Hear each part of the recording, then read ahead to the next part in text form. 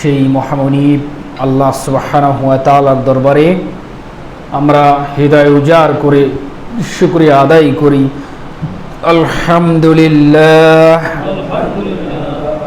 মাশাআল্লাহ। অতঃপর দরুদ এবং সালাত বর্ষিত হোক পৃথিবীর সর্বশ্রেষ্ঠ এবং সর্বশেষ চূড়ান্ত নবী কুলের শিরোমণি, সমস্ত মানব জাতির জন্য মুক্তির দূত, এমন একজন মহান নেতার প্রতি আমরা সংক্ষিপ্ত হলেও দরুদ পাঠ করি। সকলে বলি সাল্লাল্লাহু আলাইহি ওয়াসাল্লাম। আল্লাহুম্মা সাল্লি ওয়া সাল্লিম আলা নবিয়িনা মুহাম্মদ সাল্লাল্লাহু আলাইহি ওয়াসাল্লাম। গত জুমায় আলোচনা করা হয়েছিল ইসলামের স্তম্ভ বা খুঁটি বুনিয়াদ ছিল 5টি। আজকে 2টি বিষয়ের উপর আলোচনা করা হবে। সালাত কখন ফরজ হলো এবং সালাতের ফজিলত কি, এ বিষয়ের উপরে। তার আগে একটা কথা বলি, আমার সদ্য সাহেব অসুস্থ মানুষ, একটু দোয়া করবেন আল্লাহ তাআলা যেন তাকে শেফা কামেলা দান করেন। সকলে আল্লাহুম্মা আমিন।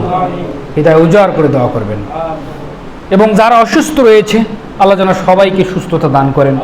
মসজিদের মুসল্লি আছে, অনেক মুমিন নর নারী রয়েছে, আল্লাহর কাছে ফরিয়াদ করি, হে আল্লাহ তুমি শিফা দান না করলে কোনো মতেই আমরা সুস্থ হতে পারবো না। অর্থাৎ তোমার কাছে আমাদের চাওয়া। আপনি তুলে বসেই সালাত আদায় করবেন। অসুস্থতা বোধ করলে সেটা এক কোণে দাঁড়াবেন, মানে এক কোণে টোল নিয়ে বসবেন, তাহলে সালাতের লাইনেরও বিঘ্ন হবে না, সৌন্দর্য ঠিক থাকবে। এবং ফজিলতের যতগুলো আলোচনা রয়েছে, প্রথম কাতার, দ্বিতীয় কাতার, তৃতীয় কাতার, কিন্তু কাতারের প্রথমে ডান এবং বাম নিয়ে ফজিলতের কোনো কথা নেই। কথা বুঝতে পারছেন? অতএব আপনি অসুস্থ মানুষ, তুলে হোক চেরে হোক বসলে এক সাইডে বসবেন, তাহলে সওয়াব হলো, সালাত হলো, মসজিদের সৌন্দর্য, কাতারের সৌন্দর্য সবগুলি ঠিক থাকলো। আল্লাহ যেন কবুল করেন। সকল বিল আল্লাহুম্মা আমিন। যাই হোক, মাসালা নাম্বার 5, কততে 4 গিয়েছে।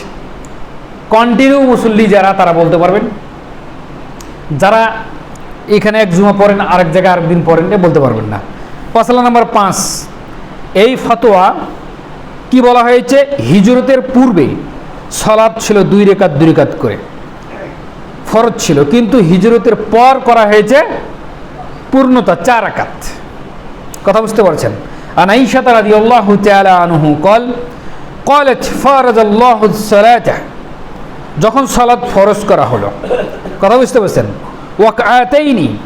ওয়ারাকাতাইন ফিল হাদারি ওয়াস সাফারি ফাউকিরত সালাতুস সাফার ওয়াজিদা ফি সালাতিল হাজারি মুত্তাফাকুন আলাইহি। মিশকাত, বুখারী মুসলিমের হাদিস। আল্লাহ নবী সাল্লাল্লাহু আলাইহি সাল্লামের স্ত্রী, প্রিয়তম স্ত্রী আয়েশা সিদ্দিকা রাদিয়াল্লাহু তাআলা আনহা বললেন, আল্লাহ তাআলা আবাসে মানে গৃহে এবং প্রবাসে মানে মুসাফির অবস্থায় 2 রাকাত করে সালাত ফরজ করেছিলেন।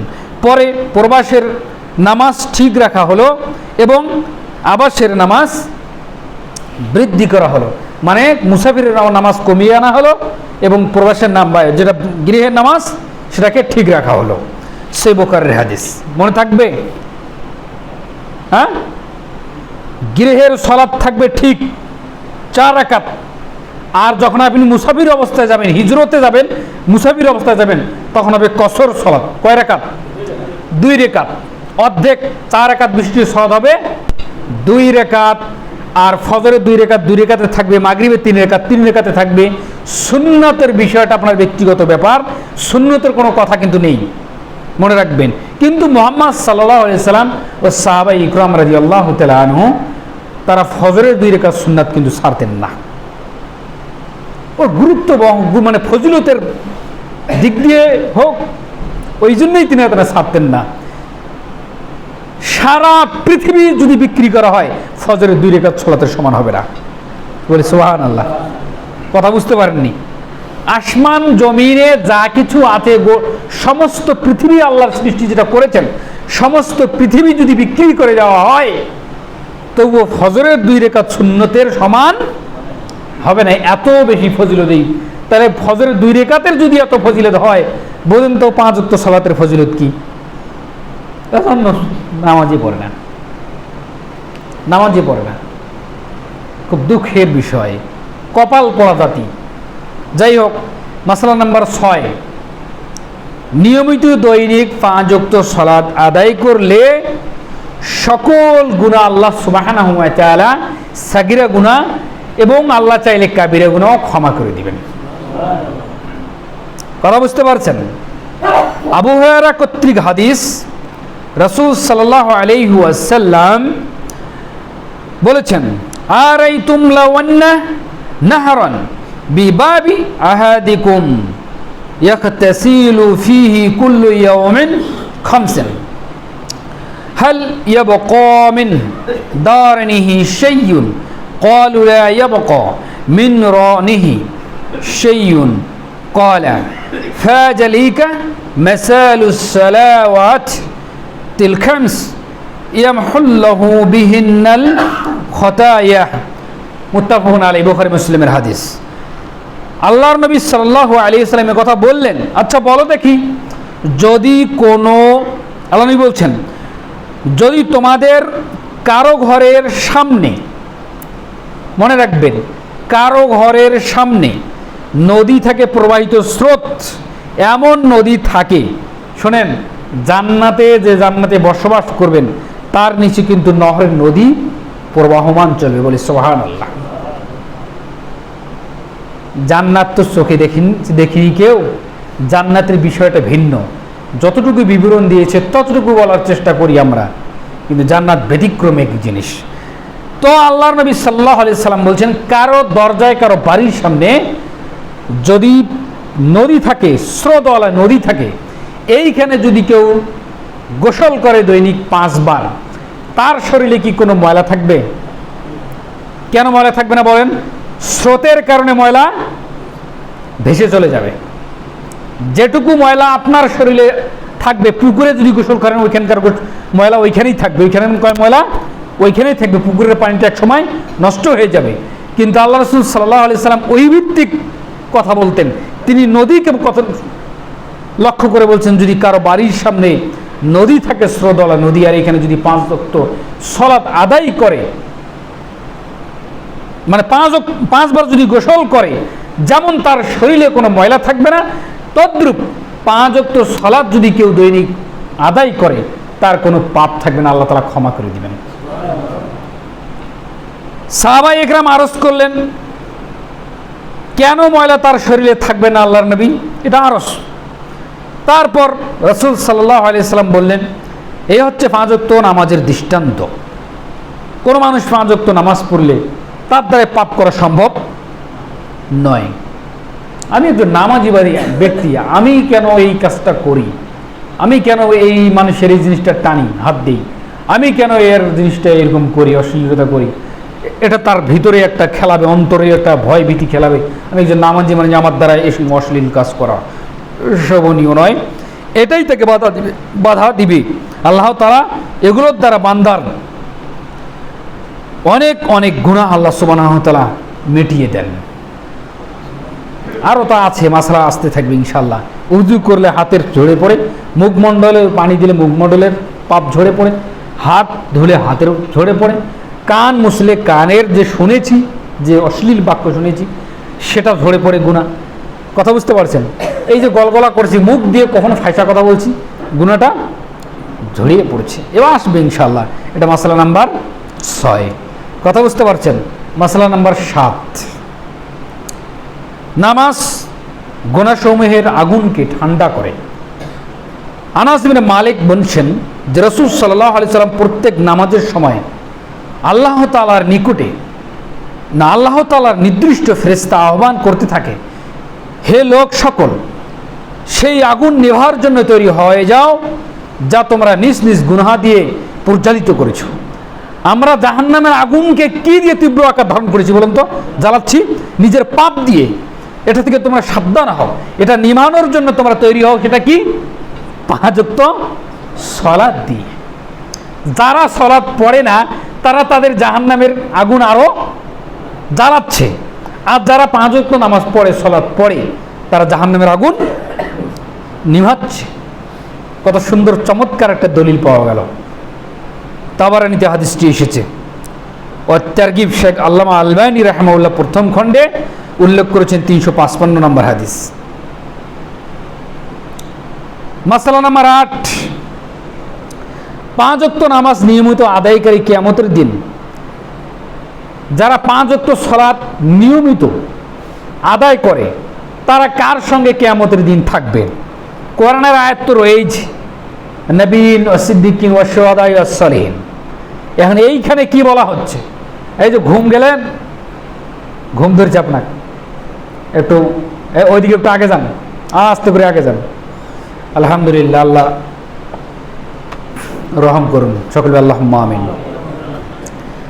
তো নিয়মিত যারা 5 ওয়াক্ত সালাত আদায় করে তারা কাদের সঙ্গে থাকবে?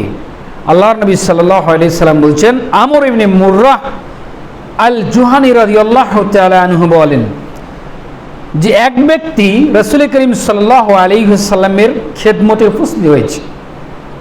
খুব ভালো করে মনে রাখবেন, এক ব্যক্তি আল্লাহর নবী সাল্লাল্লাহু আলাইহি সাল্লামের খেদমতে উপস্থিত হয়ে আরজ করলেন যে ইয়া রাসূলুল্লাহ, আল্লাহ নবী সাল্লাল্লাহু আলাইহি সাল্লাম, যদি আমি এই সাক্ষ্য প্রদান করি কি যে আল্লাহ ছাড়া অন্য কোনো সত্য মাবুদ নেই, এবং আমি যদি আরো সাক্ষ্য দেই যে আল্লাহ রাসূল সাল্লাল্লাহু আলাইহি সাল্লাম আল্লাহ প্রেরিত রাসূল, এবং 5 ওয়াক্ত সালাত আদায় করি, এবং যাকাত আমি প্রদান করি, এবং রমজান মাসের সিয়াম আমি পালন করি, আর রাত্রির সালাত, রাতের কিয়ামুল লাইল যদি পড়ি, তাহলে আমি কাদের অন্তর্ভুক্ত হব? সত্যগুলো মনে রাখছেন। যদি আমি আল্লাহকে সাক্ষ্য দেই, যদি আমি মুহাম্মদ সাল্লাল্লাহু আলাইহি সাল্লামকে সাক্ষ্য প্রদান করি, এবং সালাত আদায় করি, এবং যাকাত প্রদান করি, এবং সিয়াম পালন করি, এবং রাতের কিয়ামুল লাইল যদি আমি পড়ি, তারা আমি কাদের সাথে অন্তর্ভুক্ত হব? কাদের সাথে কিয়ামতের দিন থাকবো? আল্লাহর নবী রাসূল সাল্লাল্লাহু আলাইহি ওয়াসাল্লাম বললেন, তখন তুমি সিদ্দিক এবং শহীদদের অন্তর্ভুক্ত হবে। সিদ্দিক কারা বলেন তো? বিশ্বাসী আবু বকর সিদ্দিক রাদিয়াল্লাহু তাআলা আনহু। শহীদের সর্দার কে বলেন তো? হামজা ইবনে আব্দুল মুত্তালিব, হামজা রাদিয়াল্লাহু তাআলা আনহু। এই কথা আল্লাহর নবী সাল্লাল্লাহু, আগের বিষয়গুলো সাক্ষ্য, পরের বিষয়গুলো আমল। ওই যে বুনিয়াল ইসলাম, ওই হাদিসটাই এখানে, কিন্তু শেষে বাড়তিটা আল্লাহ নবী সাল্লাল্লাহু আলাইহি সাল্লাম বলে দিয়েছেন, আল্লাহকে সাক্ষ্য দাও, রসুলকে সাক্ষ্য দাও, সালাত আদায় করো, যাকাত প্রদান করো, সিয়াম পালন করো। তাহলে আমি কার সাথে থাকবো? আল্লাহর নবী সাল্লাল্লাহু আলাইহি সাল্লাম বলছেন, তখন তুমি শহীদ এবং সিদ্দিকদের সঙ্গে থাকতে পারবা। কথা বুঝতে পারছেন? ইবনে হিব্বান হাদিসটিকে নিয়ে এসেছেন প্রথম খণ্ডে 358 নম্বর হাদিস। আরো হাদিস বলার লাগবে, এগুলো মাথায় রাখবেন। কথা বুঝতে পারছেন? মাসালা নাম্বার 9, ফতোয়া নাম্বার 9, এগুলাই যে সালাতের 1 থেকে নিয়াত থেকে শুরু করা হয়েছে, এগুলোর উপর আমল জারি করেন না, মজা পাবেন, খুব ভালো লাগবে। সালাত আদায় করেন না কেন? সালাত আদায় করতে হবে। সালাত আদায় না করলে আপনি নিজেকেই নিজে প্রশ্ন করুন যে আমি কোন অবস্থানে আছি। পায়খানা করার পর যদি আপনি ওই অবস্থায় থাকতে পারবেন? অপবিত্র, অপবিত্র না? এটা ঘৃণা লাগবে না? তার মানে আপনাকে পানি নিয়ে পবিত্রতা অর্জন করতে হবে, তেমনি আপনি তৃপ্তি পাবেন। তো বেনামাজি ব্যক্তি হচ্ছে অপবিত্র। কি বললাম বলেন তো? বেনামাজি ব্যক্তি মুশরিক, বেনামাজি ব্যক্তি অপবিত্র, বেনামাজি ব্যক্তি মুশরিক। মুশরিকটা কি পবিত্র? মুশরিকটা হচ্ছে অপবিত্র ব্যক্তি। অবাইনের রজুল অবাইনের শিরিক ও তারকুস সালাহ, এইভাবে আল্লাহ নবী বলছেন, যারা শিরিক করে, জুলুম করে, এবং যারা সালাত আদায় করে না, তারা ওদের অন্তর্ভুক্ত, আর যারা সালাত আদায় করে তারা ওদের অন্তর্ভুক্ত নয়। কথা বুঝতে পারছেন? ফতোয়া নাম্বার 9, অন্ধকার রজনীতে মানে অন্ধকার রাতে মসজিদে আগমন করে নামাজীদের জন্য কিয়ামতের দিন কি উপহার, পূর্ণ জ্যোতি, পূর্ণ আলো সুসংবাদ দিচ্ছেন মুহাম্মদ সাল্লাল্লাহু আলাইহি ওয়াসাল্লাম। বুরাইদা রাদিয়াল্লাহু তাআলা আনহু কল, বুরাইদা রাদিয়াল্লাহু তাআলা আনহু عن النبي صلى الله عليه وسلم قال بشر المشرئين في الظلمات إلى المساجد بالنار التم يوم القيامة আল্লাহর নবী সাল্লাল্লাহু আলাইহি ওয়াসাল্লাম বলছেন, যারা অন্ধকারে মসজিদে যায় তাদেরকে কিয়ামতের দিন পূর্ণ জ্যোতির সুসংবাদ দাও, কারণ তাদের থাকার জায়গাটা হবে আলোকিতময়। অন্ধকার রাত্রিতে আপনাকে অন্ধকার রাত্রিতে বলতে পারে লাইট নিয়ে আসা নিষেধ, তা নয়, এটা আবার বুঝিয়েন না। রাত্রি অন্ধকার, আপনার সরঞ্জাম নিয়ে আপনি এগিয়ে আসতেছেন, হাতে লাঠি, ছাতা, তারপরে টর্চ লাইট, এটা মানুষ হিসেবে সামাজিকভাবে যেটা আপনার সেফটি সেটা নিয়ে আসেন, কিন্তু আপনি আসতেছেন কষ্ট করে। এগুলো কথা বুঝতে পারছেন? এই অন্ধকার রাত্রিতে আপনি আসতেছেন, কিয়ামতের দিন এর বিনিময়ে আল্লাহ তাআলা আপনার স্থানটাকে আলোকিত করে দিবেন। আর একটা হাদিস বলে আমি শেষ করব ইনশাআল্লাহ। ফতোয়া নাম্বার 10, মসজিদে আগমনকারী ব্যক্তি আল্লাহর সাক্ষাৎ আল্লাহ তাদের সামনে সম্মান করেন, সাক্ষাৎ আল্লাহ তাদের কি করেন? সম্মান করেন।